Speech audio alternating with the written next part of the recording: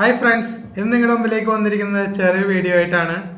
ഇന്ന് നമ്മൾ ഡിസ്കസ് ചെയ്യാൻ പോണത് എങ്ങനെ കൈയക്ഷരം നന്നാക്കാം അല്ലെങ്കിൽ മനോഹരമാക്കാം എന്നാണ് ഈ വീഡിയോയിലൂടെ നിങ്ങൾക്ക് ഞാൻ പറഞ്ഞു തരുന്നത്. അതിനുവേണ്ടി ഉപയോഗിക്കുന്ന ഒരു ടെക്നിക്കാണ് കാലിഗ്രഫി. എന്താണ് കാലിഗ്രഫി? കാലിഗ്രഫി എന്ന് വെച്ച് കഴിഞ്ഞാൽ നമ്മുടെ കൈയക്ഷരം മനോഹരമാക്കാൻ ഉപയോഗിക്കുന്ന ടെക്നിക്ക്. അതായത് എഴുതി കുറേ പാറ്റേൺസിലൂടെയും അതുപോലെ തന്നെ കുറച്ച് ആൽഫബറ്റ്സ് ഒക്കെ എഴുതി മനോഹരമാക്കണ ഒരു ടെക്നിക്കാണ് കാലിഗ്രഫി. അതിനു വേണ്ടി ഉപയോഗിക്കുന്ന കുറച്ച് പാറ്റേൺസ് ഉണ്ട്, അത് നിങ്ങൾക്ക് പരിചയപ്പെടുത്താം. ഇതാണ് അതിനു വേണ്ടി ഉപയോഗിക്കുന്ന ഒരു പാറ്റേൺ. ഇത് കർവാണ്. ഇതിൻ്റെ ഉള്ളിൽ നമുക്ക് എം എൻ അങ്ങനത്തെ ആൽഫബറ്റുകളൊക്കെ എഴുതി വൃത്തിയാക്കാവുന്നതാണ്. പിന്നെ ഇത് പാരലൽ ലൈൻസ് എന്ന് പറയും ഈ കാണുന്നത്. ഇതും അതുപോലെ തന്നെ മനോഹരമാക്കാൻ ഉപയോഗിക്കുന്നതാണ്. അപ്പോൾ ഈ രണ്ട് ഇപ്പോഴത്തെ ഓൺലൈൻ ക്ലാസ്സുകളിലൂടെയൊക്കെ പിള്ളേർക്ക് വളരെ റൈറ്റിങ്ങിന് ഇമ്പോർട്ടൻസ് കുറഞ്ഞിരിക്കുന്ന ഈ സാഹചര്യത്തിൽ ഈ വീഡിയോ വളരെ അനിവാര്യമാണെന്ന് കരുതിക്കൊണ്ടാണ് ഞാനിത് ചെയ്യുന്നത്. പിന്നെ ഉള്ളതാണ് ഈ ഒരു പാറ്റേൺ.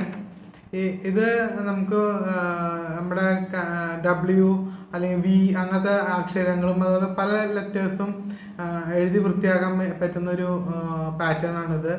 അതുപോലെ തന്നെ ഇത് കാണാൻ പറ്റുമെന്ന് വിചാരിക്കുന്നു. ഇത് U അങ്ങനത്തെ Y അല്ലെങ്കിൽ അങ്ങനത്തെ ആൽഫബറ്റ്സ് എഴുതി മനോഹരമാക്കാൻ പറ്റും. ഇതിൻ്റെ വർക്ക് ബുക്സൊക്കെ നമുക്ക് നെറ്റിൽ അവൈലബിൾ ആണ്. പിന്നെ നിങ്ങൾക്ക് പരിചയപ്പെടുത്തുന്നത് ഒരു ട്രൈപോഡ് ഗ്രിപ്പ് ശരിയാക്കി എടുക്കണമെന്നുണ്ട്. പല കുട്ടികളും പെൻസിൽ ഇങ്ങനെ ഇറക്കി പിടിച്ചാണ് എഴുതാറ്. അത് ഒരിക്കലും നല്ലതല്ല. അതുപോലെ തന്നെ ചിലവരിങ്ങനെ വളരെ അകത്തിപ്പിടിച്ചാണ് എഴുതുന്നത്. നമ്മൾ പെൻസിൽ എപ്പോഴും ഇങ്ങനെ വേണം ഹോൾഡ് ചെയ്യുന്നത്. ഇതിനെ പറയുന്നത് ട്രൈപോഡ് ഗ്രിപ്പ് എന്ന് പറയും. ഈ ട്രൈപോഡ് ഗ്രിപ്പ് നമ്മൾ എഴുതി വൃത്തിയാക്കേണ്ടതിൻ്റെ ഒരു ഇമ്പോർട്ടൻസ് ഉണ്ട്.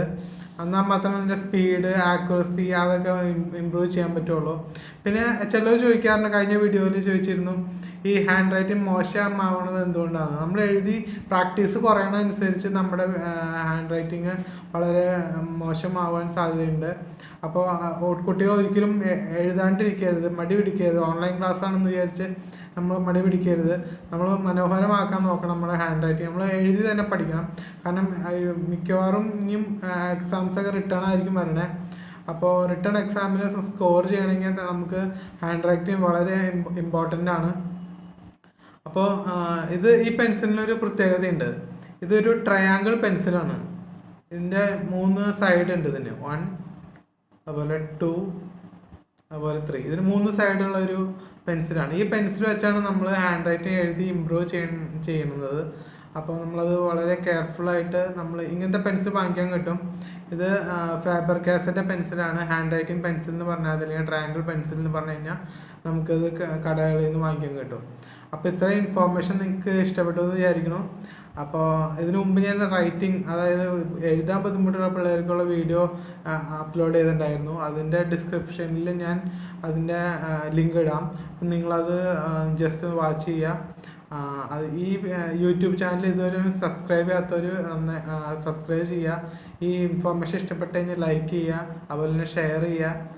അപ്പോൾ നിങ്ങൾക്ക് ഇനിയും പുതിയ വീഡിയോസ് വരും. അപ്പോൾ നിങ്ങൾക്കത് ഏറ്റവും ആദ്യം കാണുന്നതിന് ബെൽ ബട്ടൺ അമർത്തുകയും ചെയ്യാം. Thank you.